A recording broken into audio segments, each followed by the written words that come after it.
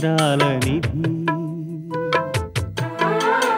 ఓ విధి విచిత్రాల నిధి వింత కథల సారథి ఆశ నిరాశల వారధి నిరంకుశ నిర్ణయాల నిర్దయవానిధి ఓ విధి విచిత్రాల నిధి ఓ విధి విచిత్రాల నిధి. ఇంటి కోడలిగా మా అందరి క్షేమాన్ని కోరే నిన్ను అనుమానించాను. మంచికి చెడుకి ఉన్న తేడాని తెలుసుకోలేకపోయాను. ఊహకి వాస్తవానికి మధ్య తేడాని గుర్తించలేకపోయాను. కళ్ళకి అనుమానం పొరలు కమ్మేస్తే గుడ్డిదాన్నైపోయి నీలో మంచితనాన్ని చూడలేకపోయాను. అందుకే పెద్దదానివనే గౌరవం కూడా లేకుండా మాట్లాడాను. నువ్వెంత దగ్గరవ్వాలని ప్రయత్నించినా నిన్ను చీకొట్టాను, చీదరించుకున్నాను. ఈ ఇంటికి ఎప్పటికీ పరాయిదానివి అని నోరు జారాను.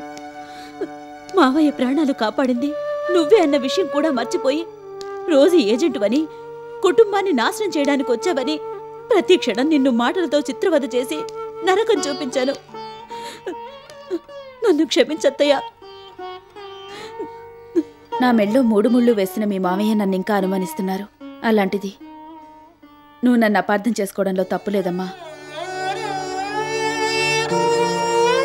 చూడు, జరిగిందంతా మర్చిపోయి మనసు ప్రశాంతంగా ఉంచుకో. నువ్వు క్షమించాలంటేనే నాకు ప్రశాంతత అత్తయ్య.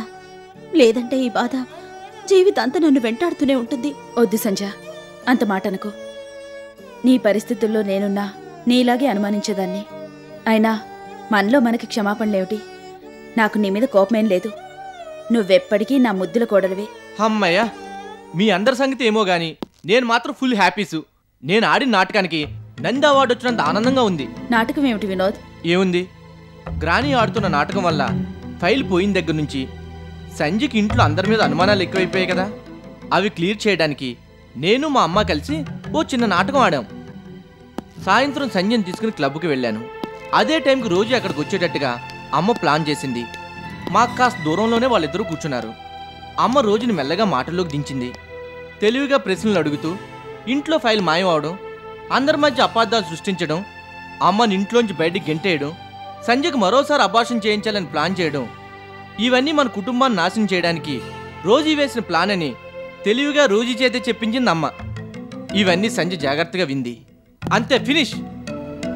అపార్థాల మబ్బులు తొలగిపోయాయి, అనుమాన పొరలు కరిగిపోయాయి. మనసు ఆకాశంలా నిర్మలంగా ఉంది. గుండె లోతుల్లో ఉన్న ప్రేమాభిమానాలు పొంగుకొచ్చాయి. దూరమైన మనుషులు మళ్ళీ దగ్గరయ్యారు. భార్గవి, నీ ముందు నిలబడ్డానికి కూడా సిగ్గుపడుతున్నాను. నీ అమాయకత్వాన్ని అనుమానించిన నాకు నీతో మాట్లాడే అర్హత లేదు. మన్నించమని అడగడం తప్ప మరో మాట మాట్లాడలేను. చాచి లంపకే కొట్టి సారీ చెప్పినట్టు ఇప్పుడు ఇవన్నీ ఎందుకు నాన్న? అమ్మ అంటేనే క్షమించే మనసు కలది అని అర్థం. భార్యాభర్తలకి ఒకరి మీద ఒకరికి ఉండాల్సింది ప్రేమ కన్నా ఎక్కువగా నమ్మకం. అది లేకపోతే ఏ సంసారం అయినా నరకమే. కాబట్టి నువ్వు ఎవరేది చెప్తే అది నమ్మేసి అమ్మ వైపు సీరియస్గా లుక్కులు ఇస్తూ మాటల్లో సెటైర్లు వేయకుండా ఆదర్శ భర్తలా ఉంటే నువ్వు హ్యాపీ, అమ్మ హ్యాపీ, టోటల్గా అందరూ హ్యాపీ. చిన్నవాడివైనా చాలా గొప్ప మాట చెప్పావు వినోద్. మరి లక్ష్మీదేవి మనవడా మజాక? అమ్మా, నే బయటికి వెళ్తున్నప్పుడు నీతో సీరియస్గా మాట్లాడింది కూడా డ్రామాలో ఒక భాగమే. Take it easy. అది సరే గాని రోజుని తీసుకొచ్చి నిజం చెప్పించాలని బ్రిలియంట్ థాట్ నీకెలా వచ్చిందిరా?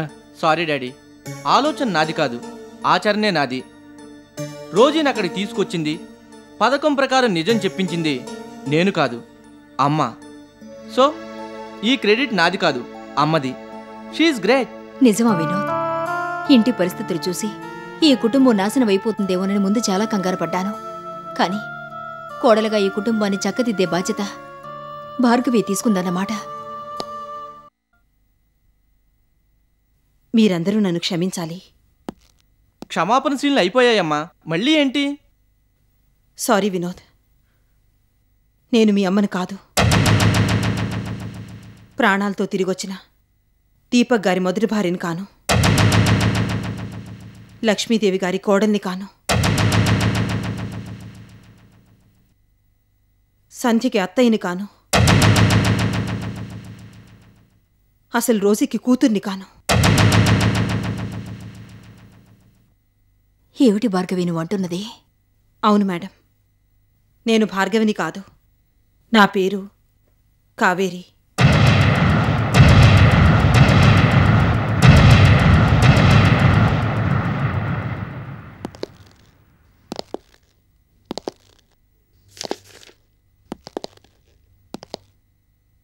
రోజీ,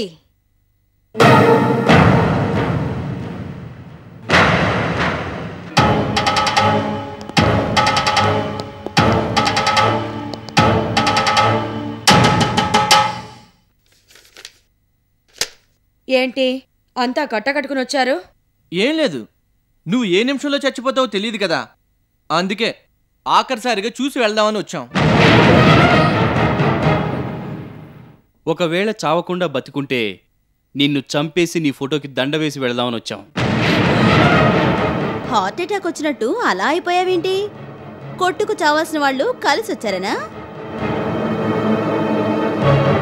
ఏంటలా బిక్క చచ్చిపోయి చూస్తున్నావు? బయటికి పోవాల్సిన నేను అందరితో ఇలా కలిసొచ్చాననా? ఉదయాన్నే తాగేసొచ్చారా? నోటికొచ్చినట్టలా మాట్లాడుతున్నారు. అవును, తాగమని బాటిల్ ఒకటిచ్చి పంపావుగా, అది తాగి మత్తెక్కి ఇలా మాట్లాడుతున్నాం. నేనేంటి బాటిల్ పంపడం ఏమిటి? పిచ్చి పిచ్చిగా మాట్లాడితే పోలీసులకు ఫోన్ చేస్తాను. కుటుంబం అంతా పోయి జైల్లో కూర్చుంటారు. ఆహా, మరి అదేదో తొందరగా కానీ. ఆవేశపడి పోలీసుల్ని పిలిస్తే మేం కాదు, నువ్వు చేసిన నీచమైన పనులకి ముందు నువ్వు జైలుకి వెళ్తావు. నేనేం చేశాను? ఏం చెయ్యలేదని అడుగు. మా కంపెనీ కాన్ఫిడెన్షియల్ ఫైల్ దొంగతనం చేయించావు. బాటిల్లో విషం పంపించి నా కడుపులో ఉన్న బిడ్డని చంపాలని చూశావు. అత్తయ్య భార్గవి మీద అనుమానం కలిగేలా చేయడానికి ఫోన్లో ప్రేమ కురిపించావు. సిగ్గు లేకుండా మా ఇంటికి కూడా వచ్చావు. అత్తయ్యని బయటికి పంపించాలని ప్లాన్ చేశావు. చాలా ఇంకా చెప్పాలా? నీ నోరు నొప్పెట్టే వరకు చెప్పు. నాకేమీ తెలియదు, నేనేమీ చేయలేదు. మీ కొంపలో మీరు కొట్టుకు చేస్తే దానికి నాకు సంబంధం ఏమిటి? ఏ సాక్ష్యాలు ఆధారాలు లేకుండా నోటికొచ్చినట్టల్లా మాట్లాడితే మర్యాదగా ఉండదు. అయినా ఇవన్నీ నేను చేశానని ఎవరు చెప్పారు? నేనే. నువ్వా? ఇప్పుడెందుకు వచ్చావు? ఎందుకా? నా భర్త కాలు ఆపరేషన్ చేయిస్తానని నన్ను నమ్మించి నీ కూతురుగా నాటకం ఆడమని ఆ ఇంటి కోడలుగా పంపించి నా చేత అడ్డమైన పనులు చేయించి నన్ను మోసం చేశావు. అది అడగడానికి వచ్చాను. నేనా? నాకేం తెలీదు. తెలియకుండానే నా చేత ఇన్ని దుర్మార్గాలు చేయించావా? ఆ ఫైల్ దొంగతనం చేయించింది నువ్వు కాదు.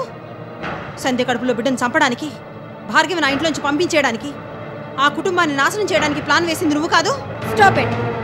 డబ్బు కోసం వాళ్ళ ఇంట్లో నా కూతుర్లా నాటకమాడి ఇప్పుడు దొరికిపోయానని, అవన్నీ నేనే చేయించానని ప్లేటు మారుస్తున్నావా?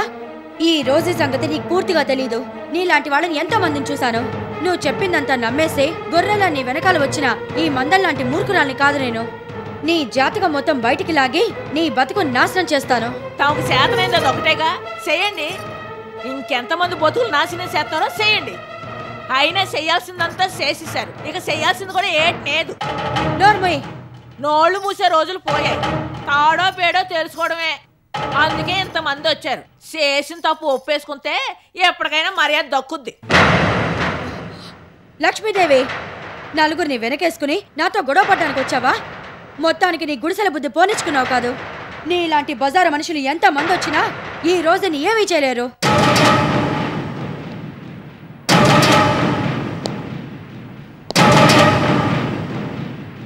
ఏం కూసావు?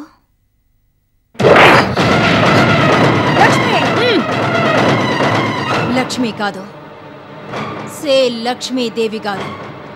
లక్ష్మీదేవి గారు. ముందు మనుషులకి మర్యాద ఇవ్వడం నేర్చుకో.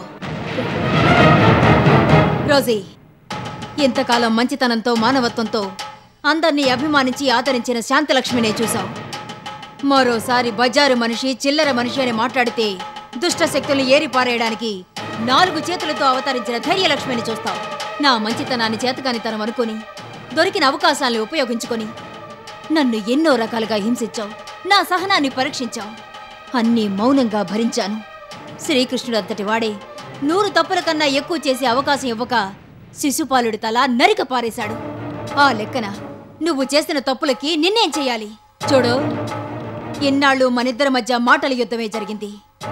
మరోసారి నా కుటుంబం వైపు కన్నెత్తు చూసినా, నా మనుషుల జోలికొచ్చినా మాటలతో కాదు, ఇలాగే చేతలతో సమాధానం చెప్తాను.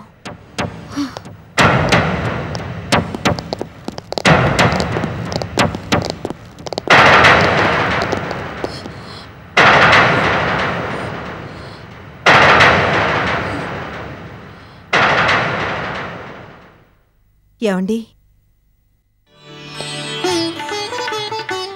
కావేరి,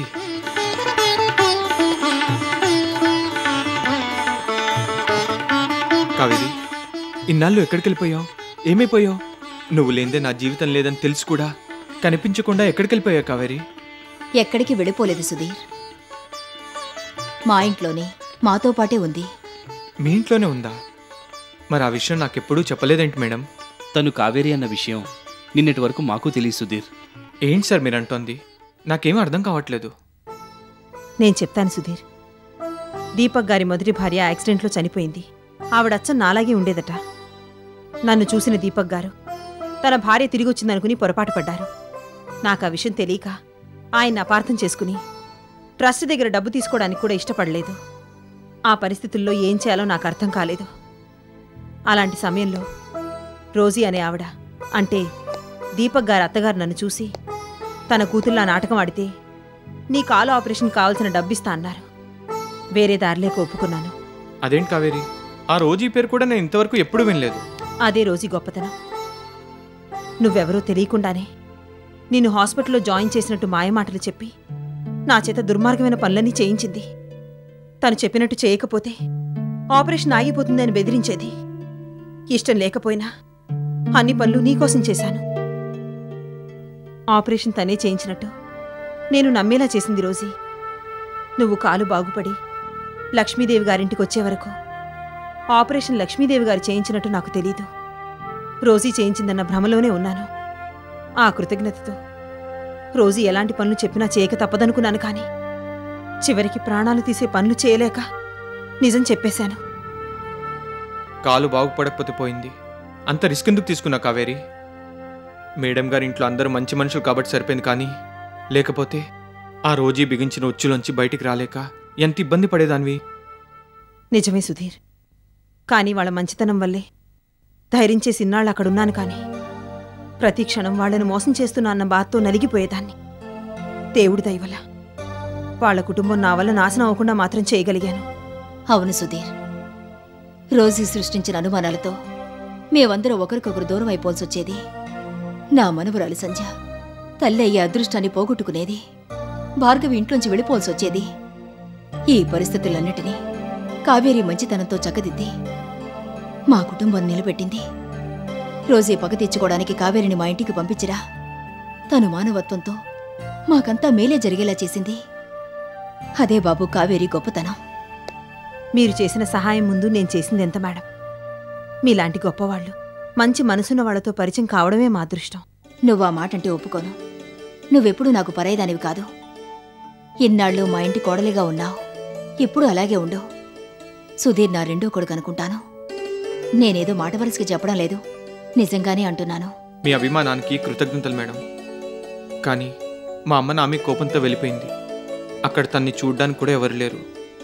అందుకని మేం కూడా వైజాగ్ వెళ్ళిపోదామని నిర్ణయించుకున్నాం. మేమెక్కడున్నా మిమ్మల్ని మాత్రం మర్చిపోం మేడం. మీకు జీవితాంతం రుణపడి ఉంటాం. ఓకే సుధీర్, వైజాగ్ వెళ్ళి అక్కడ ఏం చేస్తారు?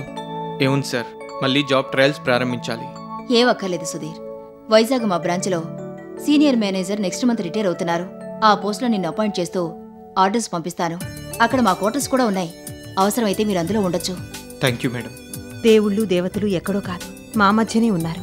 అమ్మా, ఇంకాసేపు ఇక్కడే ఉంటే వీళ్ళు మనకి గుళ్ళు గోపురాలు కూడా కట్టిస్తారు. ఇంకా బయలుదేరడం మంచిది.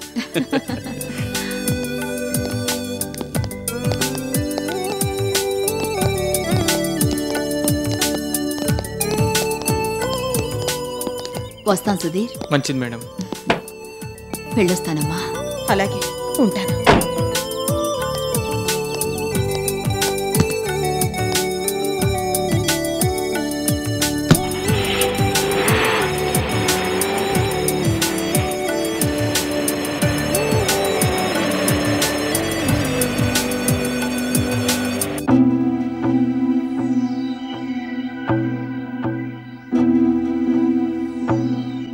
మీరింకా కావేరిని మరిచిపోయినట్టు లేదు. ఎలా మర్చిపోతాను లక్ష్మి? కొన్నాళ్ల పాటు చనిపోయిన నా కూతురు భార్గవిని మరిపించింది. డాడీ డాడీ అని పిలుస్తూ తడియారిపోయిన ఈ తండ్రి గుండెల్లో ప్రేమాభిమానాలు కురిపించింది. కొండంత ఆనందాన్ని నింపింది. రోజీ నాకు కాకుండా చేసిన నా కూతురు ఇన్నాళ్లకి దగ్గరైందని, ఇన్నేళ్లుగా దాచుకున్న తండ్రి ప్రేమ కూతురికి ఇవ్వగలిగాననే సంతృప్తిని మిగుల్చుకుందామని ఎంతో ఆశపడ్డాను. కాని కావేరి మెరుపులా వచ్చి మాయమైపోయింది. కూతురు గురించి కన్నకల చెదిరిపోయింది. కలతపడిన నా మనసుకి కన్నీళ్లు మిగిల్చింది. ఈ పరిస్థితి జీవితాంతం కూతురు గురించి బాధపడేలా రోజీ పెట్టిన శాపమో, నేను ఏ జన్మలోనో చేసుకున్న పాపమో నాకు అర్థం కావటం లేదు. చలసాని గారు, మీ కూతురు భార్గవంటే మీకెంత ఇష్టమో, ఎంత ప్రేమో, కూతురికి దగ్గరవ్వాలని మీరెంత తపన పడ్డారో నాకు తెలుసు.